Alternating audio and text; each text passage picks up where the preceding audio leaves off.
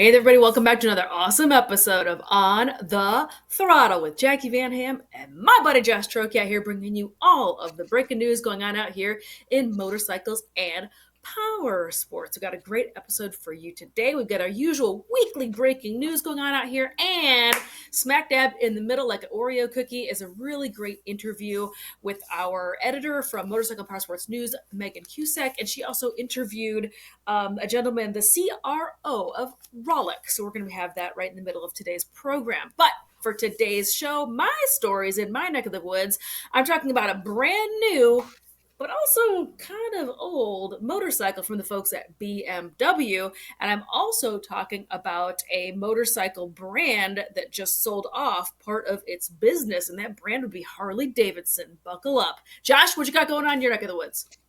First off, it sounds like the bike you're talking about is new but looks old, unlike me that is old and looks old. The two that I am talking about today this is upper middleweight. I think we're classifying bikes like this now. Upper middleweight adventure bike episode for me. Imagine that, something new and different. There is the return of one and the return of an entry where you can enter to win another one that yeah, it's a cheap way to when you add it up, it's a cheap way to win an expensive bike. So we'll talk about those. I mean, I love cheap ways to win expensive bikes, but we're all going to have to wait and hear that story and all of these stories after this word from our sponsor.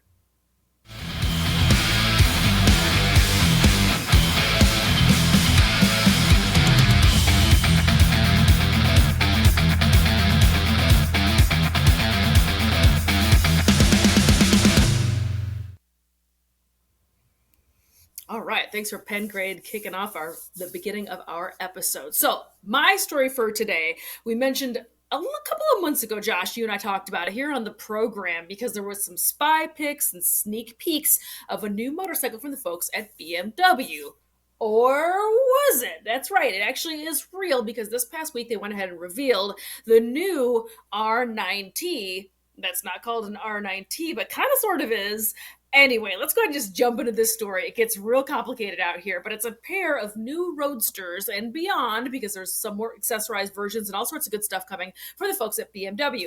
This is an extension off of their insanely successful R9T motorcycle that they launched about 10 or so years ago. This really very cool, very simple roadster bike that took off like gangbusters, selling through. They released all of these limited kind of edition factory customs. Just a very, very cool bike from BMW, but it has been a little long in the tooth waiting for a bit of an update. Well, this year is that year, and this is the bike on your screen right now. But to make it a little bit more complicated, they've also badged these bikes slightly differently. And there's another new bike that kind of looks like this bike. Let's just go ahead and just jump into the story. BMW updates the R12 nineT Roadster and creates a new R12 Cruiser for 2024. So again, this bike was kind of sneak peeks of this floating around this May. I know I brought it to you here on the program, but this is indeed real. It is on your screen right now. It is this R12 nineT Roadster. The reason why I take a second and really elongate that out is because it gets very complicated because then there's another bike called the R12 on the way, and that's going to be in a slide later on. Anywho, the R12 Cruiser is also coming behind it, but the R12 nineT Roadster produces 109 horsepower, woo, and 85 foot-pound torque. The R12 Cruiser, however, is a little bit less power and torque at 95 horsepower and 81 foot-pound torque. They are slightly different machines. I'll be showing you that bike in just a hot second. But just a really great looking bike. The big thing that you need to know about this is that this bike is coming in a little bit taller. So the R9T, I feel like they were letting, and by they I mean BMW, was letting loose that there was a little bit of pushback from consumers because the bikes had been a little bit too short, quote unquote, and they decided to make a bike that was a little bit taller, and that is this model. This model is going to be coming in at a little bit closer to where is this at? This is like 32-inch seat height or 33-inch seat height. Give me just 1 second to find it in the specs. It's a little bit taller is what I am getting at. I don't know exactly why that decision was made, but I guess they wanted to appeal to folks that were looking for something that was like small but not too small. This feels very like Papa Bear and the whole like, the bed's too big, the bed's too hard, the bed's too small.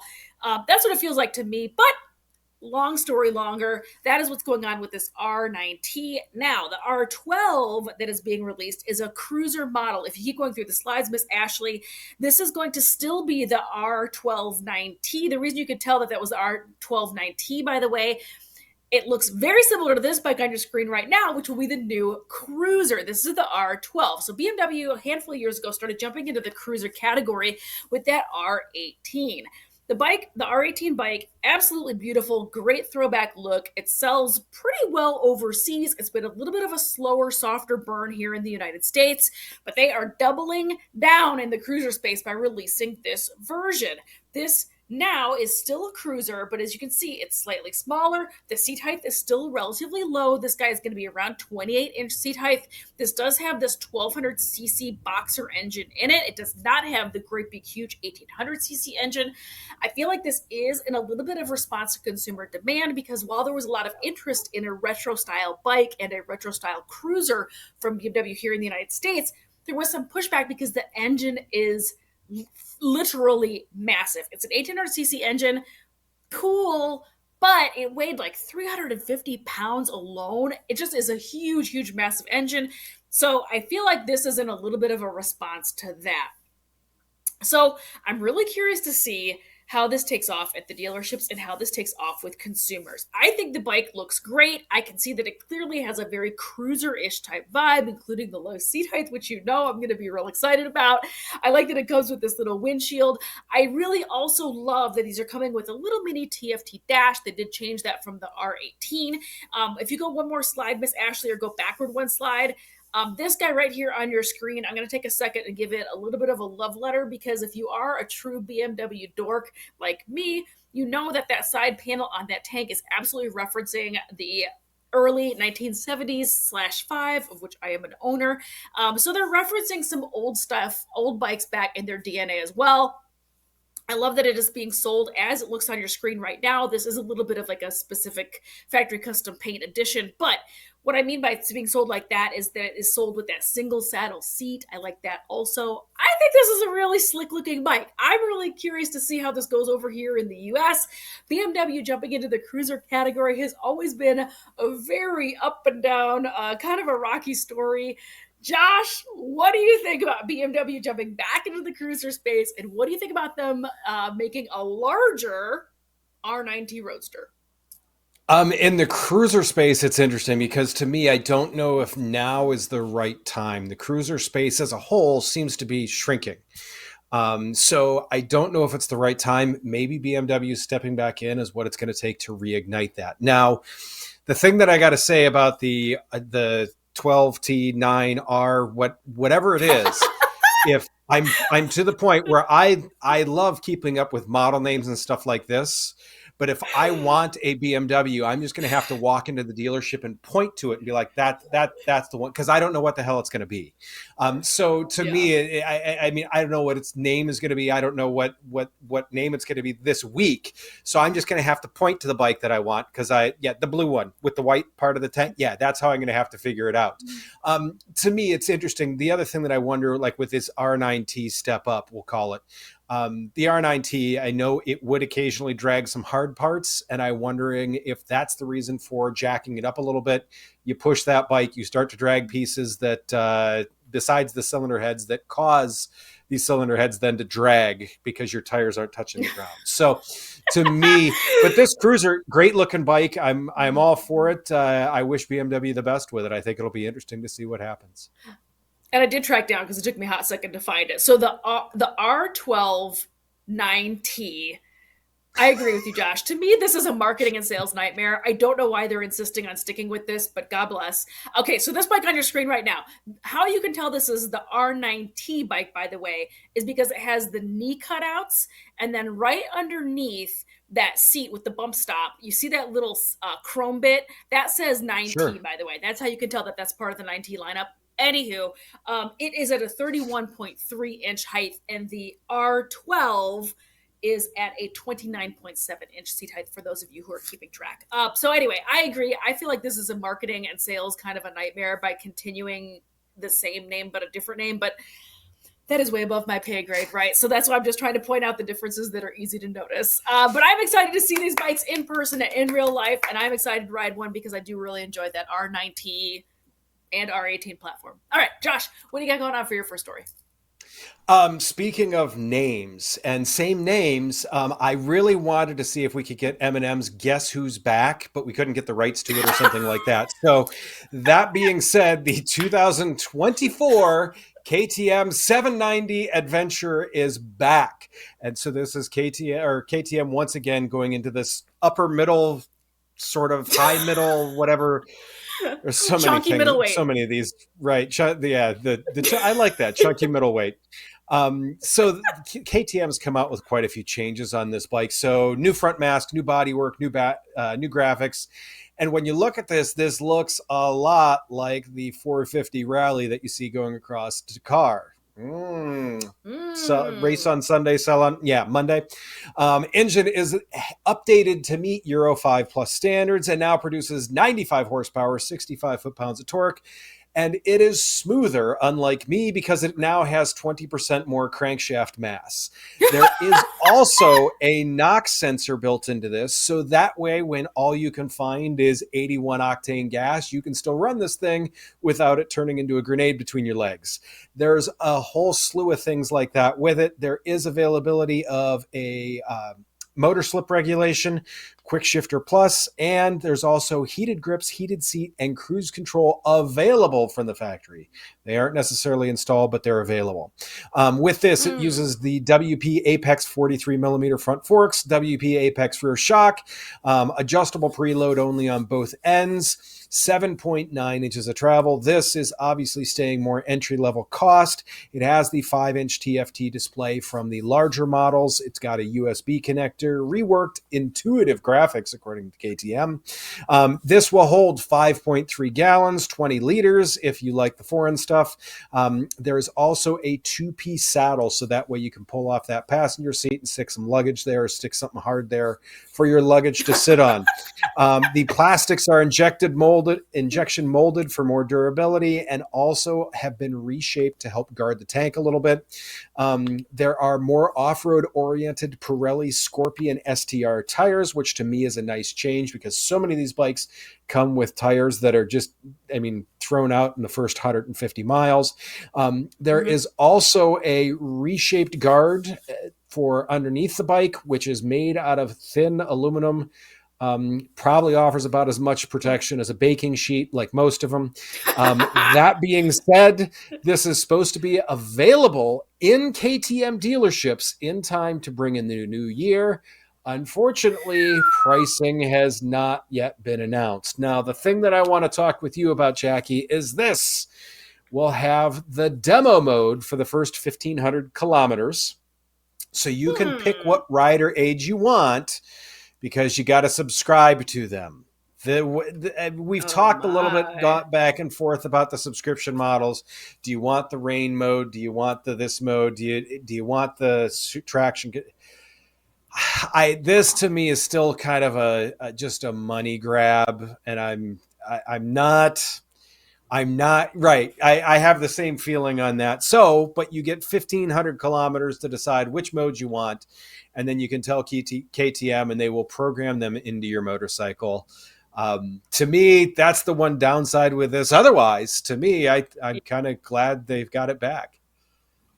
So I want to give KTM a high five. They are coming off of a very good publicity week, which I'm sure you saw floating around this week, Josh. Also, that Wouter Jan van Dijk, a Dutchman who flew over to San Diego, bought a used KTM, rode it down to the Baja 1000, raced the Baja 1000 Correct. solo on it.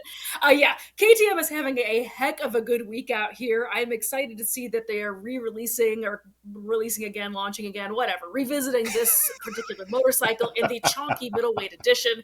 I like to see that. I am, however, going to give them a bit of a ding and a slap on the wrist for doing the very cheesy feeling piecemeal. You got to pay for specs on the bike. The ride modes. I feel like this feels very not premium experience. I don't enjoy that very much. Again, these decisions are way above my I'm pay with you. grade. But I think it just cheapens the brand. I think it cheapens the bike a little bit, but whatever. But anyway, high fives to KTM because the bike looks great, and like I just said, they are coming off of a really Yes, good they are. PR week for them. I already did slide into Vujayan's emails and DMs and did ask him if he would come on the program. So Vujayan, if you are watching the show, please do feel free to reach out. We would love to interview you here on Yes, we MPN. would. Donkey fell. So that thank you so much for bringing that story for the first story today, Josh. I do appreciate it. The bike looks great. I do enjoy that very much. Now, we just had a last minute breaking news beep beep beep beep interview be added to today's program, so let's go ahead and talk about it. This is going to be one of our editor-in-chiefs, Miss Megan Cusack, who handles all the online over at our parent website, motorcyclepowersportsnews.com. She is the big dog over there running a lot of those brilliant, brilliant articles. If you have not checked out our parent website, by the way, I find Josh and I bring you news every week pretty amusing and fun, but she like digs deep into the nitty gritty of it and always has incredible news over there. Do click on over. Anywho, Megan's bringing you another great story and a great interview. Let's go ahead and jump on into it. Megan Cusack interviewed Jason Nierman, who's the co-founder and CRO of Rollick. We're going to jump into that interview after this word from our mid-show partner. What's up, Power Sports and Harley-Davidson dealerships? How's your lead response time? Are you quick on the draw or slow as molasses? I'm Joe with another pit stop pointer that'll make you sell more fun. Here's the deal. Reply to leads within 60 seconds and your chances of closing grow to 391%. So either lead the pack or eat some dust. So rev up your response time. Quick replies mean more sales. Go to pitstoppointers.com for more insights and stay tuned for the next Pit Stop Pointer. Hey there, MPN fam. Today I've got Jason Nierman, co-founder and chief revenue officer of Rollick with us. And he's here to spill the tea on an exciting partnership that will impact power sports dealers and consumers, veterans specifically. So Jason, let's knock over those teacups. Who's this mystery partner and what's the big secret? Well, thank you so much for having me. Rollick's really excited to announce here that we're going to be launching a program with USAA, Power Sports Savings Program for manufacturers and dealers. It's going to go live later into Q1. And for those unfamiliar with USAA, they are the largest financial services organization focused on the U.S. military and veterans and all their families. So really amazing audience of people, just over 13 million members. Wow. That's amazing. That is definitely a huge audience to tap into, and we always love to hear, when power sports dealers or anyone partners up with veterans organizations. So how did Rollick come up with this partnership idea? Right. So for those familiar with Rollick, our mission is really to provide value for consumers, recreations and dealers, OEMs and dealers throughout the cycle. And so this was an opportunity. We have our Go Rollick Marketplace platform, which is really the product that brings that to life. And so when we started the company, we always wanted to find organizations that have really trusted membership bases. We already have Sam's Club. We work with AAA, other employee organizations. USAA has been the one really for the military audience that we've wanted. And so the idea was since the beginning of Rollick, and it just took us some time to work with, this is a large company, financial services organization. So it took us some time to conceptualize it with them and then get them to the point where they were ready to bring it up to market to their membership. Okay. So, and then how exactly is this program going to work for the USAA membership? Sure. So we actually have the program already live in the RV space. So we launched this with RV manufacturers and dealers in July. That's the USAA RV Savings Program. This is the expansion into power sports. And so the way it works is any participating manufacturer, so any OEM that sells any sort of power sport, so motorcycle, scooters, ATVs, side-by-sides, jet skis, snowmobiles, golf carts, anything in that realm who's interested. Our team is reaching out right now, or they can reach out to us. And if they can agree to offer an incentive up to, as much as they want, there's a minimum, but essentially they can agree to provide that benefit to members when they purchase. And so the way it works is a member can come to the program website. They can fill out a form to say that they're in market. They're going to be going to purchase whatever OEM's vehicle is shown there. And then you go out, you purchase the product at any dealer in the country. You come back and you report your purchase, and we verify the sale, and then we send out the savings in the form of a gift card. So Rollick handles the facilitation of it all through our platform. It's really the consumer says what they're going to buy, they go buy it, come back, report their purchase, and then we send them out the gift card. Okay, that's interesting. All right, so we've seen how this is going to benefit USAA members, but can you explain how the program is going to benefit powersports dealers? Because obviously the consumers are getting the discount. So what do dealers get out of this? Right. So dealers get the opportunity to talk about the incentive at the point of sale, right? Or even prior to via, for example, Rollick has its digital retailing tool, right? That sits on a dealer website where a consumer could see if they qualify for any special offers. Well, this will be embedded into that digital retailing tool, and members can see that it's available to them, then go register for it, and then purchase at the dealership. So dealers, on their website at the point of sale, they can ask, hey, are you a USAA member? Oh, great. This manufacturer is offering this $500, $1,000, $2,500 incentive, and then the dealer can use that. It doesn't come out of the dealer's pocket, right? It's coming out of the manufacturer based on the arrangement that we have with them. So it's truly incremental, for the dealer, and special savings for the member.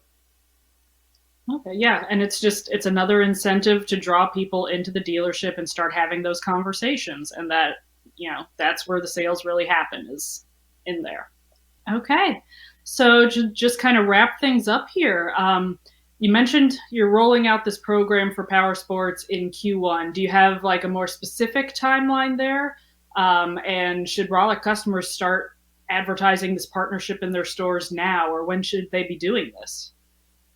Yeah, so we're going to come out with a much more detailed schedule after the first of the year. But right now, we're in the process of securing the manufacturers who are going to participate. So, of course, we're talking to all the largest manufacturers. Anybody who's listening to this and wants to participate, they can reach out directly to us, and we'll be able to talk to them about the program. And it's really turnkey for them. We make it very easy to participate. We handle the marketing, the fulfillment, all that. So really between now and end of year, we're going to be locking up the manufacturers who will participate.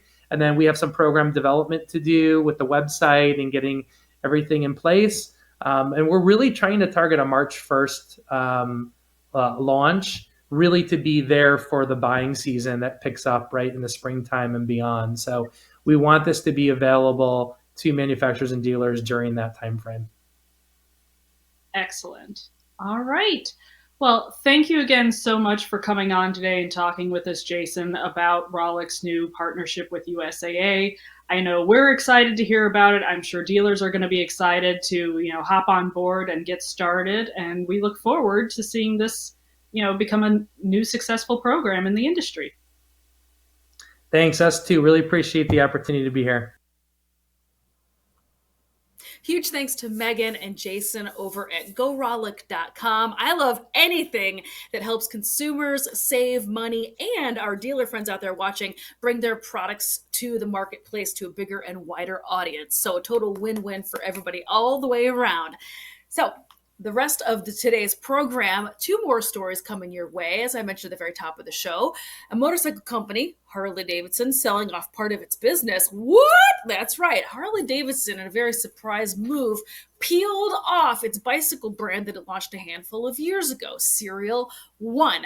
Now, Serial One has been strictly over in bicycle lane. It was kind of part of this EV movement a handful of years ago when Livewire got started. Serial One came out. It was looking like they were making a bit of a push towards EV. Then that all backpedaled, pun intended, and they're slowly starting to kind of peel off these EV elements and stick to their bigger, heavier weight ICE bikes, right? Let's go ahead and chat, however, about this Serial One selling, because this is really interesting and it changes this brand quite a bit. Serial One, the premium electric bicycle brand originally started by Harley-Davidson, announced this past week that it has been acquired by a Florida-based manufacturer of light electric vehicles. The shakeup lays the groundwork for Serial One e-bikes to be produced in the U.S.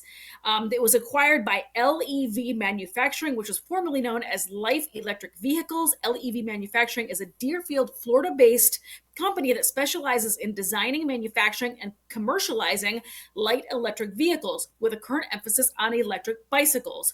Lane VC Venture Capitalists, a mobility-focused investment firm, was also part of the acquisition. Serial One was officially founded in 2020. Again, it was after being spun out by Harley-Davidson as an internal project to develop electric bicycles that leverage expertise fostered by the company's own electric motorcycle development. That electric motorcycle development, of course, would be the brand Livewire. The reason why I think that this is really interesting and I wanted to bring it to you on today's program is because a lot has changed over the last handful of years since Serial One was started, but the biggest change is coming because this new ownership will be a shift in manufacturing from Taiwan to Florida. And that I thought was really interesting and very exciting and why I wanted to bring it to today's show. But have no fear for those of you that might be a little bit in the gray area of which, is it Livewire? Is it Serial One? Is it Harley-Davidson? What's happening out here? Never fear, because if you throw that last slide up, Miss Ashley, the folks at Livewire are still alive and kicking. It is a little bit of like separate but under the same umbrella as Harley-Davidson. But the reason why I know that they're still kicking is because they just released information that they do have another motorcycle coming out. This is it on your screen right now. It will be the extension of the S2 Del Mar, and it is going to be called the S2 Mulholland. Again, this is the Del Mar on your screen, but they are going to be bringing you another bike soon.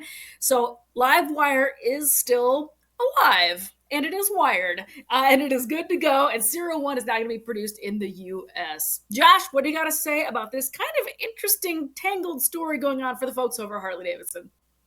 This is almost as confusing as BMW's naming thing, and Harley's taking and buying and selling stuff. It's interesting. They're trying to find a way to get an earlier audience, to get a younger audience, I guess I should say. And they're like, okay, e-bikes, that's where we're going to go. And it's like they're saying, maybe we need to go someplace else. So it's interesting. I'm glad they're able to sell these companies off. But I don't know if this is planned, if this is intent. To me, it seems like, okay, well, that didn't work. So let's take some money from that and put that over here. It's going to be interesting to see how this plays out. So the two other interesting things that I thought about this was not too terribly long ago, aka in the last handful of weeks, Harley-Davidson did release some numbers. Their numbers are down for 2023. Yep. So my concern was, is this a bit of a sale in order to get a little bit of money back into the coffers for the Harley-Davidson family? Possibly, yes. But on the flip side of that, I thought that this was really interesting because now these bikes are going to be manufactured in the United States. I, for one, was not aware they were made in Taiwan. I always kind of thought they were made here anyway, and now they really will be made here in the United States. So I think that that's a really interesting and a bit of a high five for the folks over at Serial One. All right, Josh, what do you got going on for your second story today? If you were going to remember how we made fun of the DesertX for being like having the stormtroopers riding it, they went the exact opposite for this.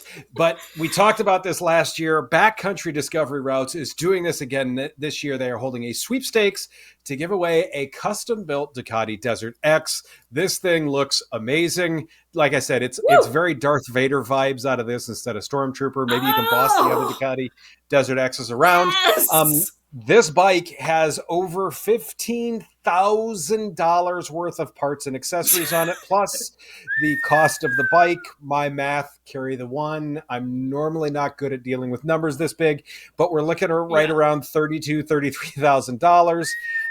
But don't put your abacus away yet, because we need to do more adding later. As you can see, it has aftermarket pegs, aftermarket exhaust, aftermarket shock. We've got a steering dampener on it. We've got custom paint on this thing. It's got full TourTech suspension, BDR edition graphics. It's an HP Corsa SP1 titanium short exhaust system from Triple Clamp Moto.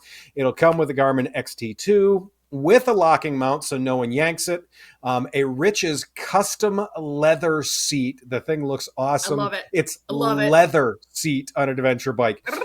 It's also got a protection package from Outback Motor Trek and other, as it was put, top of the line aftermarket accessories, because it's Ducati. You don't put the cheap stuff on it. Now, after this released, after this came out, Climb Gear said, hey, we want in on this. So there is also up for sale with this a Badlands Pro Suit and gloves, a set of Adventure GTX boots, along with a Krios carbon fiber, quote unquote, adventure helmet. So tack on another $3,100 onto that total price. So we're getting close to, like, I mean, we're edging $36,000 for this package. Also has this Wolfman leather one-off bag that was made by Wolfman. So it matches the seat.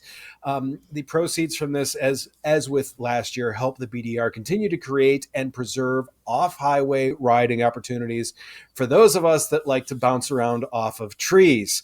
To enter the sweepstakes, go to ridebdr.betterworld.org/giveaway/BDR-DesertX.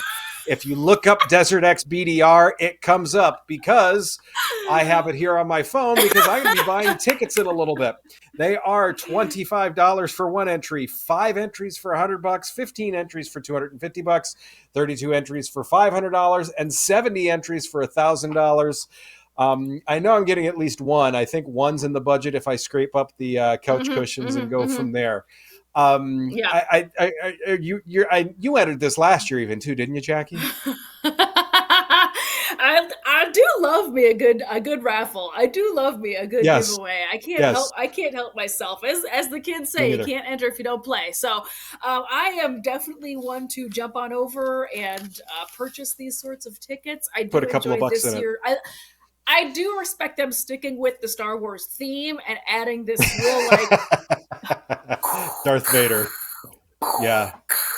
I am sorry. That was directly to my microphone. I am not your father. I do appreciate them leaning all the way into that. All jokes aside, this is stunning. I am here for it. This is a yes. I am clicking over to my phone. I'm not even waiting for the show to be over. I'm clicking over right now to go buy tickets. I love it.